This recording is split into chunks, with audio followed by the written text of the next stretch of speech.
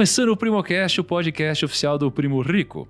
No programa de hoje, vamos bater um papo com o rei dos dividendos, um dos maiores investidores pessoa física do Brasil e conhecido por ser o Buffett brasileiro. Por isso, estamos aqui com Luiz Barsi Filho. Seja muito bem-vindo, Barsi. Obrigado, é um prazer estar com vocês. Nós já estivemos em outras ocasiões, em outras oportunidades, debatendo também sobre o mercado de capitais e vamos tentar novamente fazer com que o público fique satisfeito com aquilo que a gente eventualmente possa revelar. Com certeza, né? A cada 3 anos parece que a gente se encontra para você me ensinar alguma coisa. Né? Há 6 anos atrás a gente gravou, há 3 anos atrás e agora, né? Como já é de costume. Mas eu vou dizer uma coisa para você. Eu também sou um eterno aprendizado, né? A verdade é essa, o mercado, ele é o dia a dia e nunca é um dia igual que o outro, né? Então isso gera para nós um sentimento de aprendizado fantástico. Né? Muito bom. Certo? Muito bom, mas então, obrigado, esperamos ansiosamente pelos aprendizados de hoje. E temos aqui também Luiz Barsi, que é economista, analista CNPI, Forbes Under 30, investidora da Bolsa desde os 14 anos e conselheira de diversas empresas como Klabin e Santander Brasil. Seja muito bem-vinda, Lu. Obrigada, Thiago. Um prazer estar aqui de novo, meninos, todo mundo que está assistindo a gente. Obrigada. Um prazer falar sobre dividendos, né? No ano em que dividendos tá bombando, né? Tá voltando, né? Quando o mercado já começa a não crescer de estar crescendo, o pessoal fala, putz, eu realmente devia ter pensado em ações que pagavam dividendos, né? É isso mesmo. Aquela ação que um dia ia dar lucro, não devia ter feito esse tipo de escolha. O que é esse treinamento YouTube sem aparecer? É um treinamento focado para YouTube, onde você possa criar livremente sem que você precise aparecer nos vídeos. Mas é bom que você entenda o seguinte, eu tenho vários métodos dentro desse treinamento que você pode usar também caso você queira aparecer. São as mesmas técnicas, mas eu somei aqui muitas técnicas, estratégias para crescimento de canal, de conteúdo, onde você não precisa aparecer. Inclusive, coisas que não dá para ser feito aparecendo, por exemplo, roteirização, direitos de imagens, para você poder pegar imagens no locais certos, para você construir teu vídeo, a própria edição, a locução, a narração, onde você encontra pessoas para trabalhar para você, quais são os tipos de canal que você pode criar sem aparecer, ou seja, tem muito mais conteúdo aqui voltado para quem quer criar um vídeo simples, tá? Inclusive shorts também, vídeos de 30 segundos até 1 minuto, onde você não precisa aparecer. Vídeos, inclusive, que você pode criar para entretenimento ou somente para vender, para ganhar dinheiro. Tudo isso por menos de R$1 por dia. Você não pode ficar de fora dessa, essa é a sua chance. E ter acesso a tudo isso e todas as novidades que estão por vir antes de todo mundo. Tem muita coisa já chegando. Toca no link da descrição ou no primeiro link fixado para acessar mais informações. Bora mudar de vida hoje. Ô Barsi, deixa eu perguntar uma coisa. Você investe há quantos anos já? Bom, eu estou no mercado há 55 anos. 55 Mas anos. falar que eu invisto desde 1970, 71, foi quando eu vislumbrei que, através de um estudo profundo que eu fiz, na época nós tivemos um acontecimento bastante expressivo, né? Os fundos de previdência privada começaram a ter problemas sérios e foram progressivamente quebrando. Então eu cheguei numa conclusão que os grandes fundos da época, né, de previdência privada, que eram o Pereira Barreto, que era o Providência, era o Montepio da Família Militar, o GBOX, né? Eu cheguei na conclusão que talvez a gente devesse olhar para a formação de uma carteira de renda mensal, examinando um outro tipo de acervo, um outro tipo de patrimônio que você pudesse garantir uma renda mensal, já que os fundos de previdência privada, na sua essência, eles propõem o quê? Propõem garantir uma renda mensal após um determinado período, não é isso? Eu fiz então uma análise e fui progressivamente ajustando essa análise e na época eu concluí uma coisa interessante. A Previdência, ela era e é uma provedora de recursos, né? Ela não ampara você com aquilo que você ganha quando trabalha, né? Ela te dá uma aposentadoria que é um pedaço do seu salário. E eu analisei também o seguinte, o cidadão que parava de trabalhar na iniciativa pública, né, no setor público, ele não participava do mesmo processo. Ele parava de trabalhar e continuava recebendo um salário igual. Então, eu acabei concluindo que a Previdência, além de ostentar a condição de provedora, ela ostentava e ostenta ainda, né, a condição de empregadora. Então, eu me animei mais ainda a tentar buscar um caminho que não fosse esse da Previdência. Analisei inúmeros projetos, né, isso da época, e cheguei na conclusão que o mercado de valores reunia condições de poder me proporcionar uma carteira que me desse uma renda mensal capaz de eu viver dignamente. E foi o que eu fiz. Fiz algumas análises sobre alguns papéis e o primeiro papel, o papel que mais evidenciava na época, era a Anderson Clayton, que era uma empresa do setor de alimentos. Anderson Clayton. Anderson Clayton. Pagava um dividendo extraordinário, não é isso? Custava centavos, custava 50 centavos. E dava um dividendo superior a R$1. Então... Caraca, que isso? Mas tinha muitos papéis assim, tá entendendo? Porque naquela ocasião, as empresas, elas não eram empresas sem valor nominal. Elas possuíam um valor nominal 1, tá entendendo? Então, ela pagava um dividendo de, vamos supor, de 10% sobre 1, representava 20% sobre meio. Está correto? Eu fiz o trabalho, esse trabalho se chamava Ação e Alimento, 2 bases de desenvolvimento.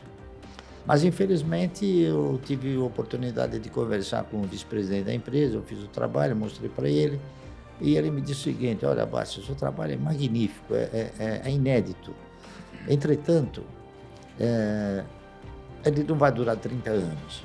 Eu falei, poxa, não, por quê? É uma empresa sadia, uma empresa forte, uma empresa boa, está no setor vibrante, né, que é o setor de alimentos. Ela fazia o amêndoa Claybon, fazia o óleo Claybon também. Ele falou, sabe o que acontece? Acontece que a Anderson Clayton, você sabe quem são os controladores, os principais acionistas? Eu falei, não. São 2 velhinhas que têm mais de 90 anos. Então, eu não sei quanto tempo elas vão resistir o assédio para que a Anderson Clayton seja disponibilizada, seja vendida.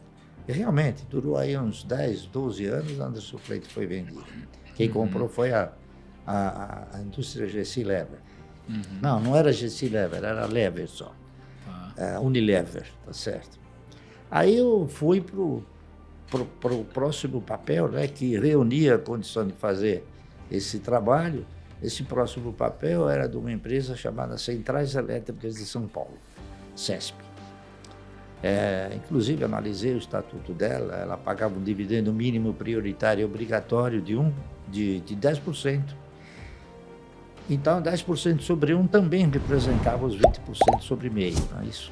Você comprava, com R$1, você comprava 2 ações. Isso, se você tinha garantia de receber 10% sobre 1, então acabava sendo 20%. E dava uma bonificação. Você diz assim, porque 10% daria 10 centavos, que era a mesma coisa que 20%, 50 centavos, que daria 10 centavos também. Exatamente. E ela, inclusive, tinha no seu estatuto, né, ela também possuía o valor nominal 1, e naquela época existia a correção monetária do ativo imobilizado.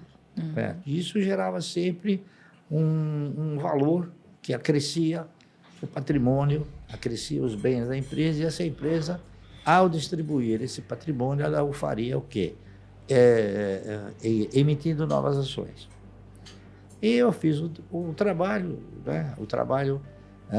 A ciência, a essência do trabalho era o seguinte: se você, para se aposentar, você levava 30 anos, eu fiz o seguinte: bom, então eu vou fazer um trabalho imaginando que eu vou comprar 1000 ações por mês durante 30 anos. Era um trabalho assim, né, Não era maluco, mas era pertinente, tá? Porque ele tinha o quê? Ele tinha o direcionamento da Previdência. Todos acharam o trabalho magnífico, enfim, até que esse trabalho foi levado ao Dr. Moacir Teixeira, na época ele era diretor financeiro da CESP. O presidente da CESP era o professor Lucas Nogueira Garcês, que havia sido governador do estado. Eles leram o trabalho e de imediato me convocaram, eu fui lá e chegaram para mim e falaram: Márcio, nós vamos comprar esse trabalho.